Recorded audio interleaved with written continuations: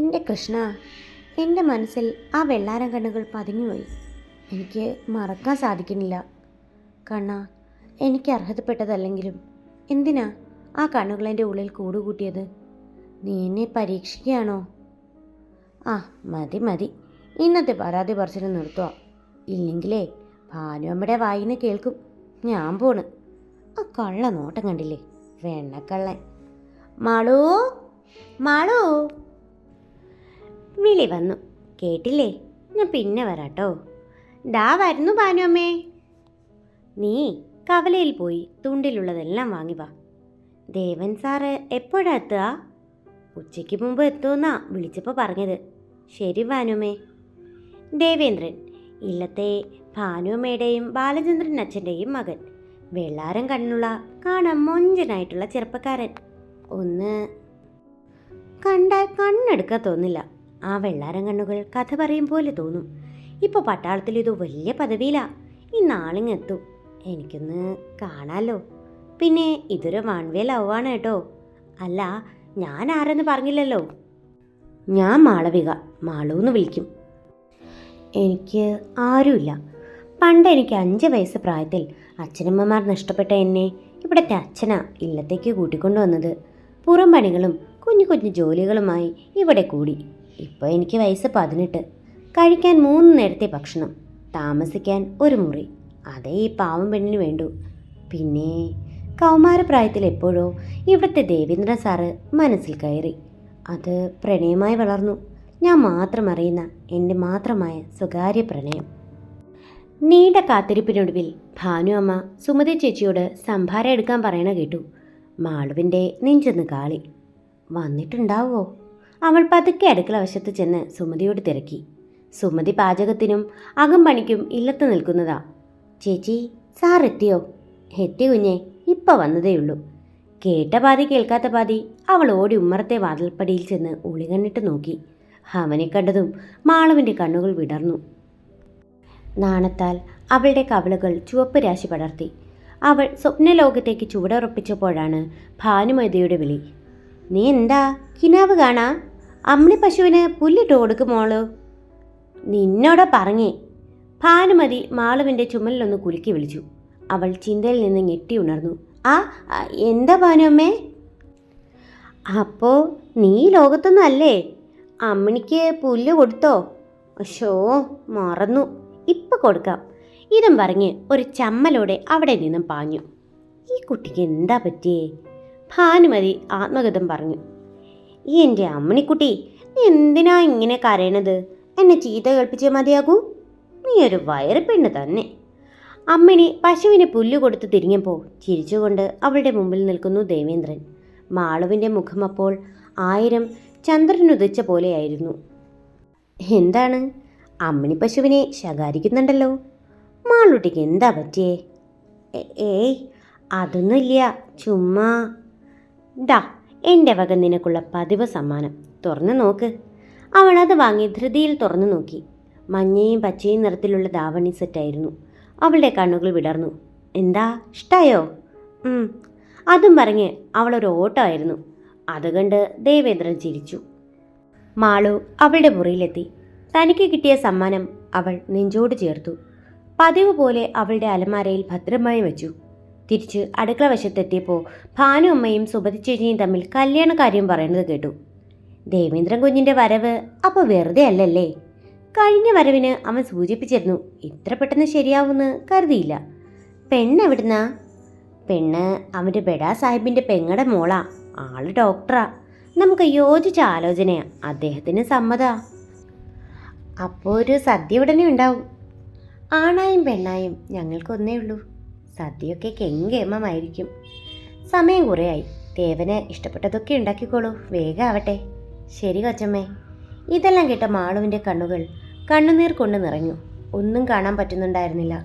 അവൾ വേച്ച് നടന്ന് അവളുടെ മുറിയിലെത്തി. കൃഷ്ണവിഗ്രഹത്തിൽ നിർവികാരമായി കുറേ നേരം നോക്കി നിന്നു. കൃഷ്ണ, എന്തിനാ ഈ പാവപ്പെട്ടവൾക്ക് ആശ തന്നത്? അല്ലെങ്കിലും നീ എന്ത് ചെയ്തു? ഞാനാ തെറ്റ് ചെയ്തത്. എനിക്ക് സ്വപ്നം പോലും കാണാൻ അവകാശമില്ലാത്ത ഈ ബന്ധം ഞാൻ ആശിക്കാൻ പാടില്ലായിരുന്നു. പക്ഷേ എനിക്ക് പറ്റുന്നില്ല.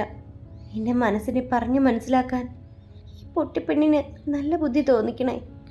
ആരും അറിയാതെ എനിക്ക് മുന്നോട്ട് ജീവിക്കാൻ ആ വെള്ളാരം കണ്ണുകൾ എൻ്റെ മനസ്സിൽ എന്നും ഉണ്ടാകും. എൻ്റെ ഉള്ളിലെ ശക്തമായ പ്രണയം. അവളിൽ മാത്രം ഒതുങ്ങി. പുറം പണിയും തൊഴുത്തും മാത്രമായി അവളുടെ ലോകം. കുറച്ച് ദിവസം കഴിഞ്ഞ് കല്യാണം ഉറപ്പിച്ചതിനു ശേഷം ദേവേന്ദ്രൻ്റെ ലീവ് കഴിയാൻ 2 ദിവസമേ ബാക്കിയുള്ളൂ. അപ്പോഴേക്കും ഡോക്ടറായ തേജസ്വിനിയും കുടുംബവും ദേവേന്ദ്രൻ്റെ വീട്ടിലെത്തി. എല്ലാവരെയും പരിചയപ്പെടാൻ, കൂട്ടത്തിൽ മാളുവിനെയും. മാളുവിനെ കണ്ടപാടെ തേജസ്വിനി കെട്ടിപ്പിടിച്ചു. ഇയാൾ എന്ത് ക്യൂട്ടാടോ. ദേവൻ പറഞ്ഞ് എനിക്ക് ഇയാളെ നല്ല പരിചയമാണ്. എനിക്ക് എന്തായാലും ഒരനിയത്തിക്കുട്ടിയെ കിട്ടി. മാളു ചിരിച്ചു. മാളുവിന് ധാരാളം ഗിഫ്റ്റുകളുമായാണ് തേജസ്വിനി വന്നത്. മാളു, ഞാൻ തേജസ്വിനിയെ നമ്മുടെ പറമ്പും കാവും ഒക്കെ കാണിച്ചു കൊടുക്കട്ടെ, നീ വരുന്നോ? ദേവേന്ദ്രൻ ചോദിച്ചു. ഇല്ല ദേവൻ സാറേ, എനിക്ക് കുറച്ച് പണിയുണ്ട്. ഞാൻ നിങ്ങളുടെ ഇടയിൽ സ്വർഗത്തിലെ കട്ടറുമ്പാവണില്ല. സങ്കടങ്ങൾ ഉള്ളിലൊതുക്കി ചെറു ചിരിയോടെ പറഞ്ഞു. അവർ നടന്നകലുന്നത് വിങ്ങലോടെ കണ്ടു. അല്ലേലും ഈ പൊട്ടിപ്പെണ്ണിനേക്കാൾ ദേവൻ സാറിന് ചേരുന്നത് ഡോക്ടർ കുട്ടിയാ. എന്ത് സ്നേഹം ആ കുട്ടിക്ക്. ആ കുട്ടിയെ ഈ മാള് ചതിക്കില്ല. എവിടാണെങ്കിലും എൻ്റെ വെള്ളാരങ്കണ്ണിൻ്റെ ഉടമ സന്തോഷമായിരുന്നാൽ മതി, ആത്മഗതം പറഞ്ഞു. ലീവ് കഴിഞ്ഞ് ദേവേന്ദ്രൻ മടങ്ങാൻ തുടങ്ങവേ എല്ലാവരോടും യാത്ര പറഞ്ഞിറങ്ങി. മാളൂട്ടി, ഇനി അടുത്ത വരവിന് കല്യാണം കൂടാൻ റെഡി ആവണം കേട്ടോ. നീ വേണം എൻ്റെ കല്യാണത്തിന് ഓടി നടക്കാൻ. അവളൊന്നും മിണ്ടാതെ തലയാട്ടി. അച്ഛനും അമ്മയും കണ്ണീരോടെ അവനെ യാത്രയാക്കി. കൃത്യം 2 ആഴ്ച കഴിഞ്ഞപ്പോൾ ഒരു ദുഃഖവാർത്ത ഇല്ലത്തെത്തി. ദേവേന്ദ്രന് ഒരു ആക്സിഡൻറ്റ് കാർഗിലിൽ വെച്ചായതിനാൽ ആർമി ഹോസ്പിറ്റലിൽ അഡ്മിറ്റാക്കിയെന്നും വാർത്ത കേട്ടതോടെ ഇല്ലത്തെ സന്തോഷം കെട്ടടങ്ങി. മകൻ്റെ ആയുസ്സിന് വേണ്ടി ആ മാതാപിതാക്കൾ പ്രാർത്ഥിച്ചു. മാളു ഊണും ഉറക്കവുമില്ലാതെ തൻ്റെ പ്രാണന് വേണ്ടി പ്രാർത്ഥിച്ചു. കൃഷ്ണ, ഈ പാഴ്ജന്മത്തെ എടുത്തിട്ട് എൻ്റെ ജീവൻ എൻ്റെ ദേവേട്ടന് കൊടുക്കണേ. എനിക്ക് എൻ്റെ ദേവേട്ടനെ തിരിച്ചു തരണേ, അവൾ മനമുരുകി പ്രാർത്ഥിച്ചു. നീണ്ട 2 ആഴ്ചകൾക്ക് ശേഷം തേജസ്വിനിയും കുടുംബവുമൊത്ത് കാറിൽ ഇല്ലത്തേക്കെത്തി. എത്തിയപാടെ ബാലേന്ദ്രനും ഭാനുമതിയും മകനെ കാണാൻ കാറിനരികിലേക്ക് ഓടിയെത്തി. കൂട്ടത്തിൽ മാളുവും സുമതിയും. ഡോർ തുറക്കപ്പെട്ടു. തേജസ്വിനിയും അമ്മയും അച്ഛനും പുറത്തേക്കിറങ്ങി. അച്ഛൻ കാറിൻ്റെ ഡിക്കിയിൽ നിന്ന് ഒരു വീൽ ചെയർ എടുത്ത് പുറത്തു വച്ചു. അത് കണ്ട് ഭാനുമതി ബാലേന്ദ്രൻ്റെ നെഞ്ചത്ത് മുഖമമർത്തി പൊട്ടിക്കരഞ്ഞു. മാളുവിൻ്റെ കണ്ണുകൾ നിറഞ്ഞൊഴുകി. അവളുടെ ദേഹം തളരുന്നത് പോലെ തോന്നി. സുമതിയെ പിടിച്ചു നിന്നു. തേജസ്വിനിയും അവളുടെ അച്ഛനും ചേർന്ന് പുറത്തിറക്കി വീൽ ചെയറിലിരുത്തി. ദേവൻ്റെ മുഖത്ത് ഒരു തരം മരവിപ്പ് മാത്രമേ ഉണ്ടായിരുന്നുള്ളൂ. അവൻ ദൂരേക്ക് കണ്ണു നട്ടിരുന്നു. വീൽ ചെയർ ഉരുട്ടി ഉമ്മറത്തേക്ക് കയറ്റി. എല്ലാവരും ഹാളിലുണ്ടായിരുന്ന കസേരകളിലിരുന്നു. ആരും പരസ്പരം മിണ്ടുന്നില്ല എന്ന് കണ്ട് തേജസ്വിനിയുടെ അച്ഛൻ തുടങ്ങി വെച്ചു. നടക്കേണ്ടത് നടന്നു. വിധിയെ തടുക്കാൻ കഴിയില്ലല്ലോ. നമുക്ക് ചില തീരുമാനങ്ങൾ എടുക്കേണ്ടതായുണ്ട്. ഈ സന്ദർഭത്തിൽ പറയാൻ പാടില്ലാത്തതാണെന്നറിയാം, പക്ഷേ പറഞ്ഞേ പറ്റൂ. ഈ വിവാഹത്തിൽ നിന്ന് ഞങ്ങൾ പിന്മാറുന്നു. എന്താ നിങ്ങൾ പറഞ്ഞു വരുന്നത്? ബാലേന്ദ്രൻ ചോദിച്ചു. തേജസ്വിനി മുന്നോട്ട് വന്ന് പറഞ്ഞു. അച്ഛാ, B practical. As A doctor, ഇനി ദേവന് പഴയ ജീവിതത്തിലേക്ക് തിരിച്ചു വരാൻ കഴിയില്ല. ഞാൻ ഒരുപാട് രോഗികളെ ദിവസവും കാണുന്നതാ. എന്നാൽ ഒരു രോഗിയോടൊപ്പം ജീവിതം നശിപ്പിക്കാൻ എനിക്ക് കഴിയില്ല. 5 വർഷം പ്രണയിച്ചത് വീൽ ചെയറിലെ ദേവേന്ദ്രനെ അല്ല, തേജസ്സുറ്റ കരുത്തുള്ള ദേവനെയാണ്. ദേവന് എനിക്കൊരു കുഞ്ഞിനെ. മതി, നിർത്ത്. തേജസ്വിനിക്കും അച്ഛനും അമ്മയ്ക്കും പോകാം.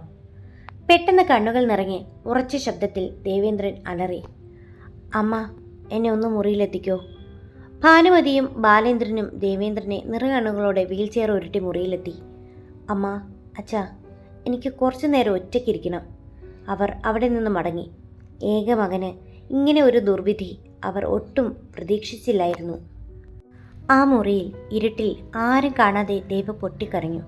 തൻ്റെ ഹൃദയം കീറി മുറിച്ചവൾ പോകുമെന്ന് അവൾ ഒട്ടും പ്രതീക്ഷിച്ചില്ല. തൻ്റെ അരയ്ക്ക് താഴെയുള്ള മരവിപ്പിനേക്കാൾ അവൻ്റെ മനസ്സ് മരവിച്ചിരുന്നു. അവൻ്റെ കാര്യങ്ങൾ നോക്കാൻ ഒരു പ്രായം ചെന്ന സ്ത്രീയെ നിയമിച്ചു. അവനെ നോക്കിയവർക്ക് മടുപ്പ് തുടങ്ങിയിരുന്നു. എന്നാൽ ദേവേന്ദ്രനെ കാണാൻ ആ 2 കണ്ണുകൾ വെമ്പൽ കൊള്ളുന്നുണ്ടെന്ന് അവൻ അറിയുന്നില്ലായിരുന്നു. ആരെയും കാണാത്തതിനാൽ മാളു ഇല്ലത്തിനകത്തേക്ക് പ്രവേശിച്ചു. പതുക്കെ ദേവേന്ദ്രൻ്റെ മുറി ലക്ഷ്യമാക്കി നടന്നു. അവിടെ ചെന്ന മാളുവിന് കണ്ണ് നനയിക്കുന്ന കാഴ്ചയാണ് കണ്ടത്. ദേവൻ കട്ടിലിന് താഴെ കിടക്കുന്നു. വെള്ളം വെച്ചിരുന്ന ജഗ്ഗും ഗ്ലാസും താഴെ വീണ് കിടക്കുന്നു. ദേവേട്ടാ, എൻ്റെ ഈശ്വരാ, ഞാൻ എന്തായി കാണണേ? അവൾ ഓടി ദേവേന്ദ്രൻ്റെ അരികിലെത്തി. അവൾ അവനെ പിടിച്ചെഴുന്നേൽപ്പിച്ചു. ദേവ് അവളുടെ മുഖത്ത് തന്നെ നോക്കുകയായിരുന്നു. കാതുകളിൽ ദേവേട്ടാ എന്ന വിളി മുഴങ്ങിക്കൊണ്ടിരുന്നു. എന്താ ദേവേട്ടാ, ആരെങ്കിലും വിളിക്കായിരുന്നില്ലേ? എന്താ ഇങ്ങനെ നോക്കണേ?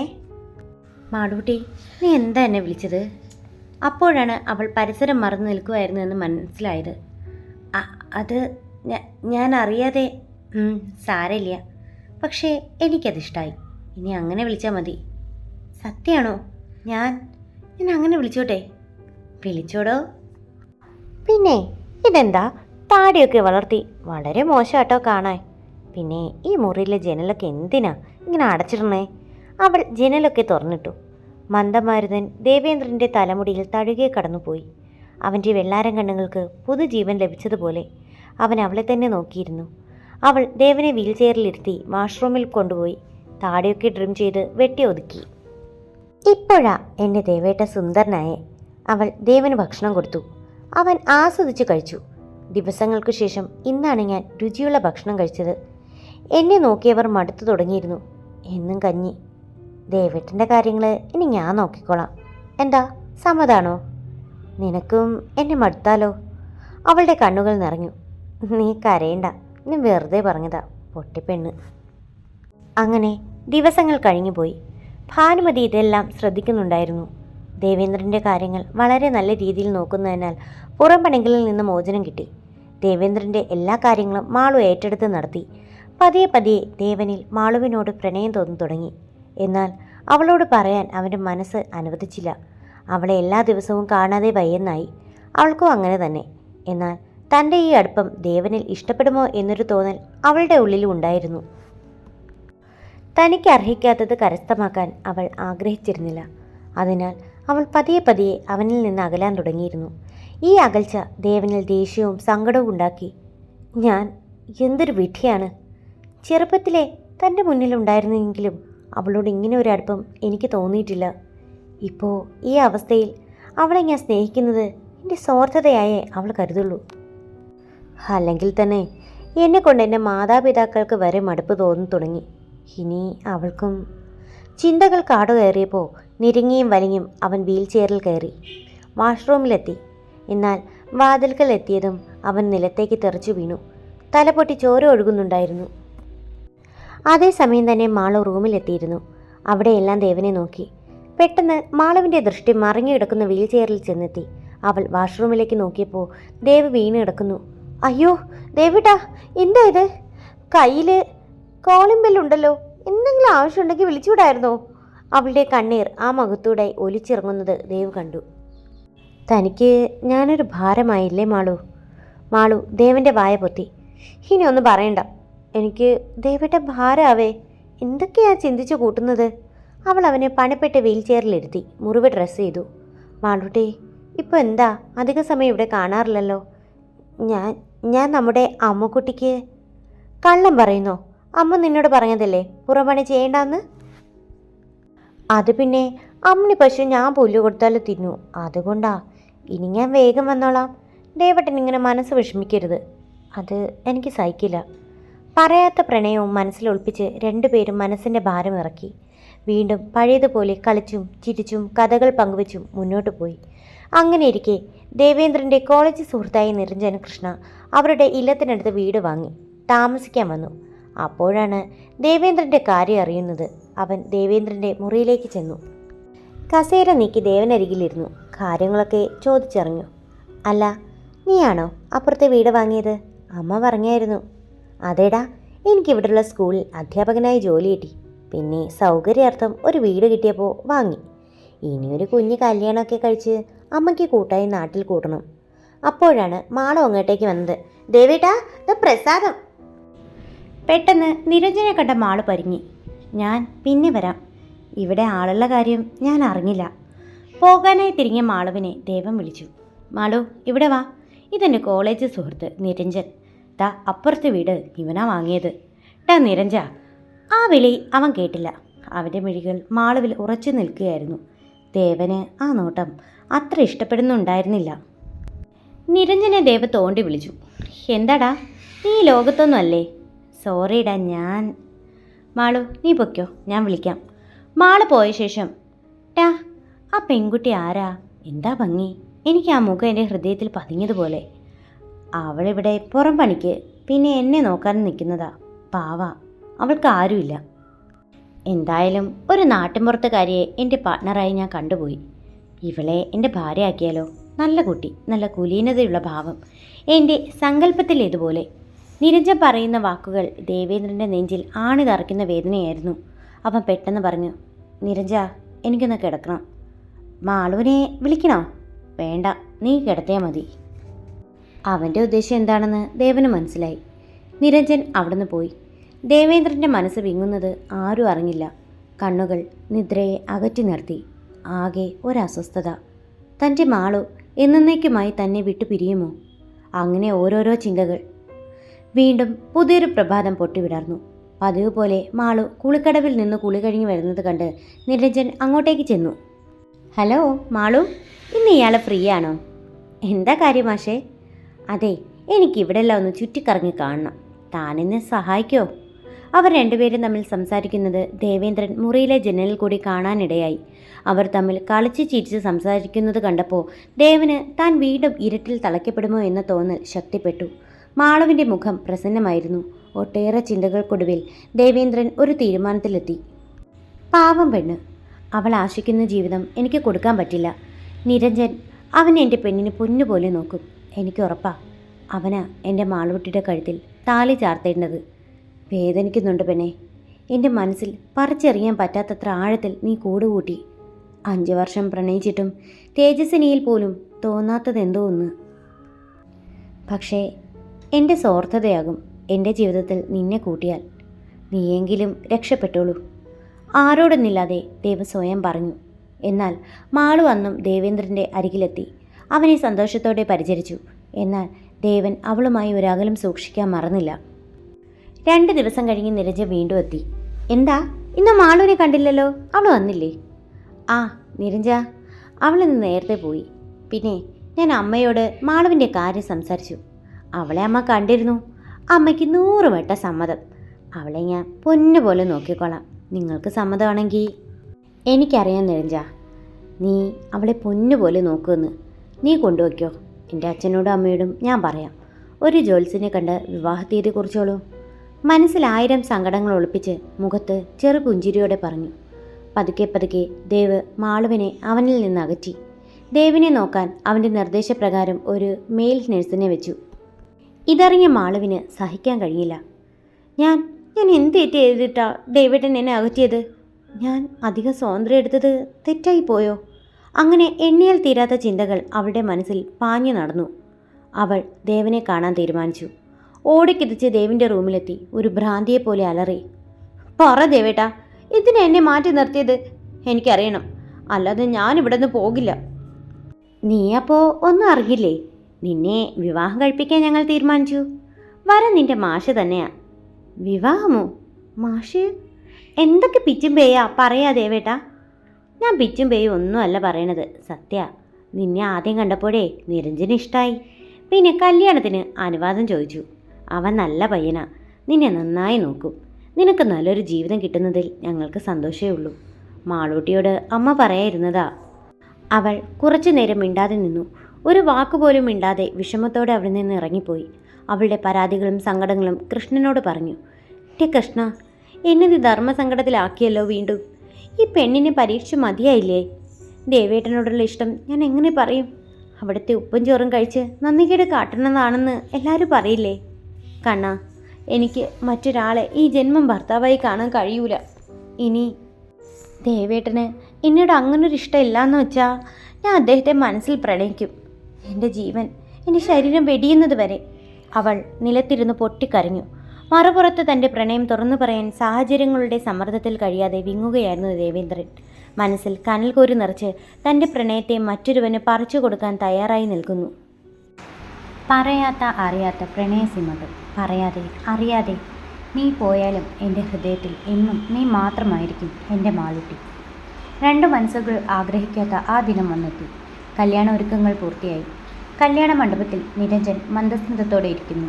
സദസ്സിൻ്റെ മുന്നിൽ വീൽ ചെയറിൽ ദേവേന്ദ്രനും. എത്ര ശ്രമിച്ചിട്ടും നിലയ്ക്കാതെ അവൻ്റെ കണ്ണുകൾ നിറയുന്നുണ്ടായിരുന്നു. മറ്റുള്ളവരിൽ നിന്ന് മറയ്ക്കാൻ അവൻ പാടുപെടുന്നുണ്ടായിരുന്നു.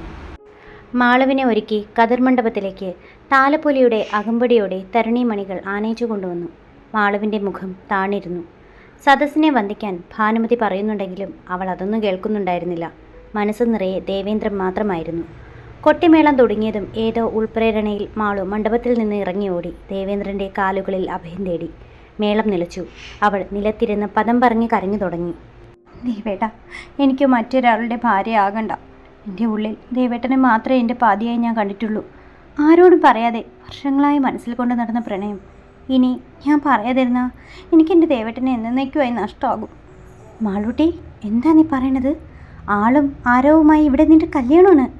എനിക്ക് തരാൻ നല്ലൊരു ജീവിതമില്ല. ഈ നിശ്ചലമായ ശരീരം നീ വെറുത്തു തുടങ്ങും. നിന്നെ നല്ലൊരു ജീവിതത്തിൽ എനിക്ക് എത്തിക്കണം. എനിക്ക് നിൻ്റെ ദേവേട്ടനല്ലേ പറയണത്? നിരഞ്ജനെ നീ വിഷമിപ്പിക്കല്ലേ. ഇല്ല, ഞാൻ പോവില്ല. എൻ്റെ ദേവേട്ടനെ വിട്ട് എങ്ങോട്ട് പോവില്ല.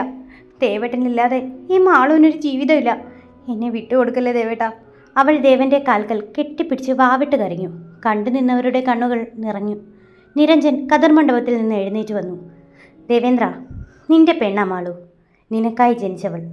അവൾ എന്നോട് ഇന്നലെ എല്ലാം പറഞ്ഞു. നിന്നെ എനിക്കറിയാം. നിന്റെ ഉള്ളിലെ സ്നേഹം നീ എത്ര മറച്ചാലും നിന്റെ മുഖത്ത് നിന്ന് വായിച്ചെടുക്കാം. അത്ര പവിത്രമാണ് നിങ്ങളുടെ പ്രണയം. അവൾക്ക് നീയില്ലാതെ പറ്റില്ല. ആളും ആരവും എല്ലാം തയ്യാറാണ്. നിന്റെ സമ്മതം മാത്രം മതിയടാ. നിരഞ്ജ, ഒന്നും പറയണ്ട. മേളം തുടങ്ങട്ടെ. ദാ താലി, പിടിക്കടാ, കെട്ടടാ നിന്റെ പെണ്ണിൻ്റെ കഴുത്തിലേക്ക്. എല്ലാവരെയും സാക്ഷിയാക്കി. ദേവേന്ദ്രന് മാളു സ്വന്തമായി. ആദ്യ രാത്രി. മാളു, എന്തോ പറയാൻ തുടങ്ങിയ ദേവനെ അതിന് സമ്മതിക്കാതെ അവൾ ചോദിച്ചു. ദേവേട്ടന് എന്നെ ഇഷ്ടമായിരുന്നോ? എന്നോട്?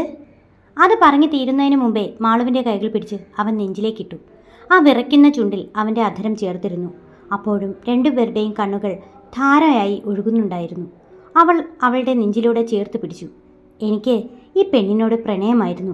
വെറും പ്രണയമല്ല, ജീവൻ തന്നെയായിരുന്നു.